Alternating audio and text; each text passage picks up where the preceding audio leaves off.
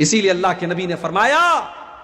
کہ کسی کے سر پہ لوہے کے ہتھوڑے سے مار کر کے اس کے سر میں لوہے کی کیل ٹھوک دی جائے، یہ اتنی تکلیف کی چیز نہیں ہے۔ اس سے زیادہ تکلیف کی چیز یہ ہے کہ ایک مرد کسی غیر عورت کو ٹچ کرے، اس کو ہاتھ لگائے، یہ اس سے بڑا گناہ ہے۔ اس کے سر پہ اگر لوہے کی کیل ٹھوک دی جائے، اس میں کم تکلیف ہے جتنی تکلیف اس کو قیامت کے دن اس پر ہوگی کہ اس نے کسی غیر عورت کو ٹچ کیا تھا۔ آگے اللہ کے نبی فرماتے ہیں وَالرِّجْلُ زِنَاهَا الْخُطَا، پیروں کا زنا غلط چیزوں کی طرف چل کے جانا ہے۔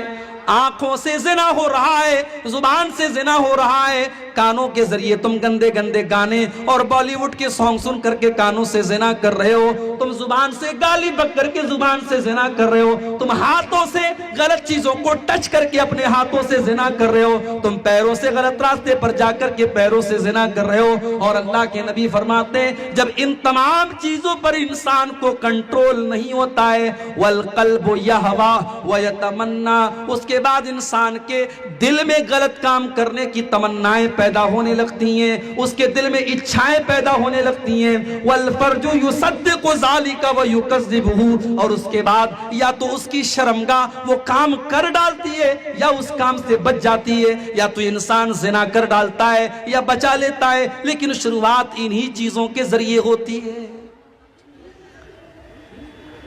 آج یہ زنا عام ہو رہا ہے، اور کیوں عام ہو رہا ہے؟ کیونکہ ہم نے نکاح کو مشکل بنا دیا میرے بھائی۔ رشتے ناطے کرنے سے لے کر کے شادی تک کتنی لمبی لسٹ ہے جو ہم ناجائز اور حرام کام کرتے ہیں۔ یہ ہلدی کی رسم کہاں سے آئی؟ یہ مہندی کی رسم کہاں سے آئی؟ لڑکی کو ہلدی لگائی جا رہی ہے، خاندان کی ساری لڑکیاں اکٹھا ہوئی ہیں، سب پیلے پیلے رنگ کے کپڑے پہنے ہوئی ہیں۔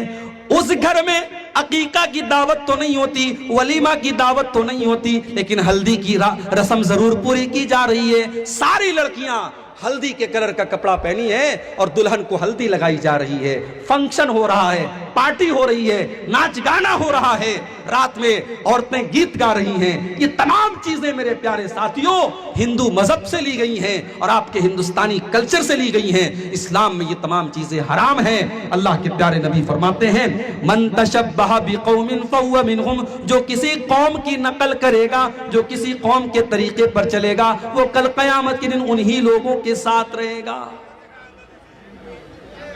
شادی ہو رہی ہے، ناچ ہو رہا ہے، گانا ہو رہا ہے، مسلمان کے گھر کی شادی ہے، اور آگے بہت بڑھ کر کے بتاؤں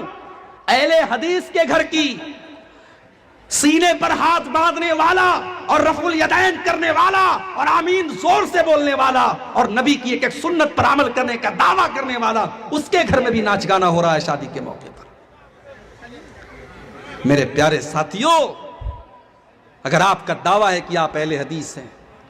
اور میں بیان کرتا ہوں بنارس میں اور دوسرے علاقوں میں کہ میں جب سیمانچل کے علاقے میں جاتا ہوں، میں ایک ایسی قوم کے درمیان بھی جاتا ہوں جس کو شیر سابادی قوم کہتے ہیں، جو 99% اہل حدیث ہے، جو 99% قرآن و سنت پر چلنے والی ہے، مگر جب آپ کے سماج میں میں یہ سنتا ہوں کہ جہیز کا لین دین بھی ہو رہا ہے، شادی بیاہ پر ناچ گانا بھی ہو رہا ہے، تب مجھے سوچنے پر مجبور ہونا پڑتا ہے کہ کیا ہم صرف انہی چیزوں کے لیے اہل حدیث ہیں؟ کیا ہماری شادی بیاہ اور ہمارے نکاح کا طریقہ کیا یہ قرآن و حدیث کے مطابق نہیں ہونا چاہیے؟ میرے بھائیوں،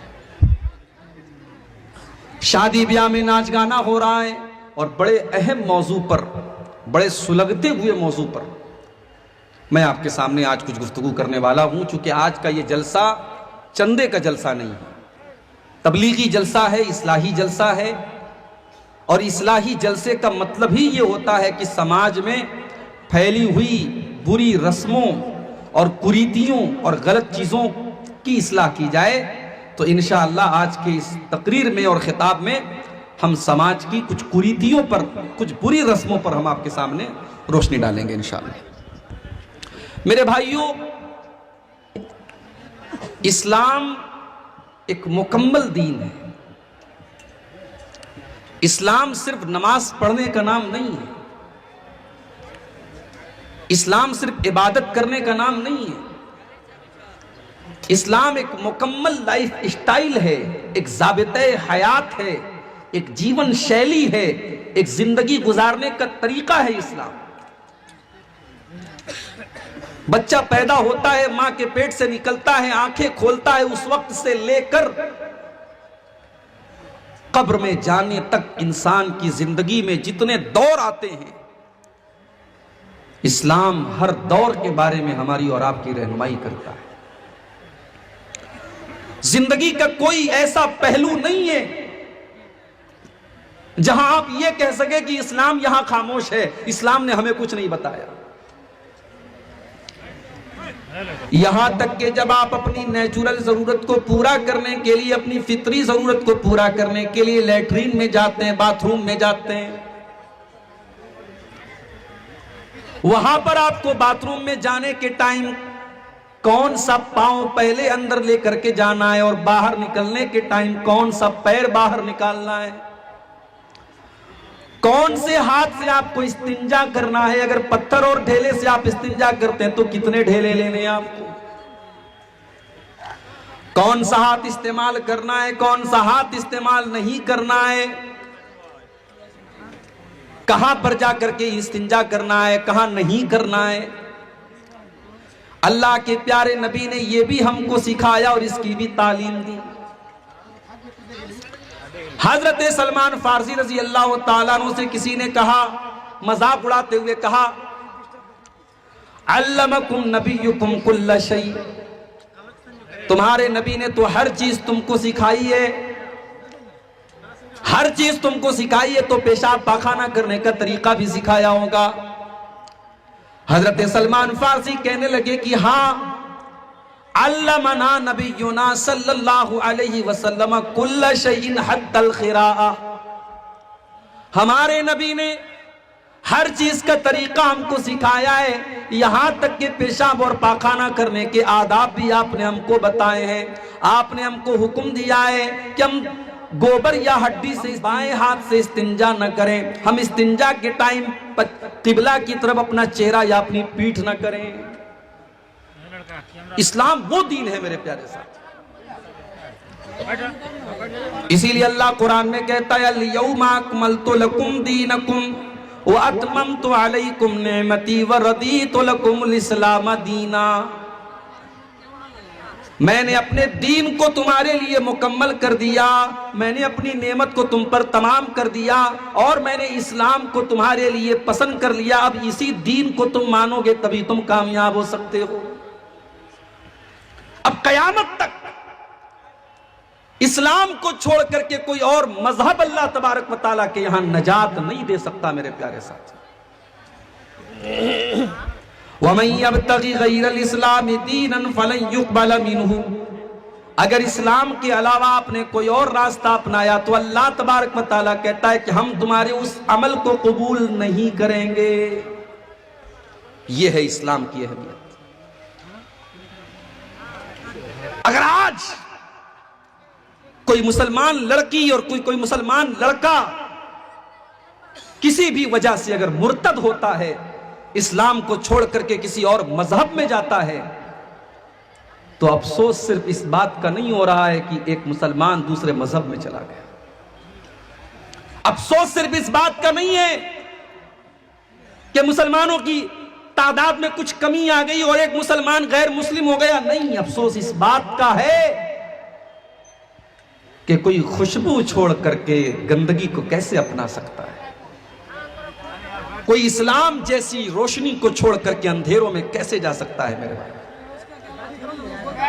ہمیں اور آپ کو اللہ نے اسلام جیسی نعمت دی ہے، اس نعمت پر ہم اللہ کا جتنا بھی شکر ادا کریں کم ہے، اور یہ کتنی بڑی نعمت اللہ تعالیٰ نے دی ہے اس کا احساس ہمیں اور آپ کو قیامت کے دن ہوگا۔ دنیا میں ایک انسان غریب تھا، مزدور تھا، 2 ٹائم کی روٹی کا انتظام بڑی مشکل سے کرتا تھا،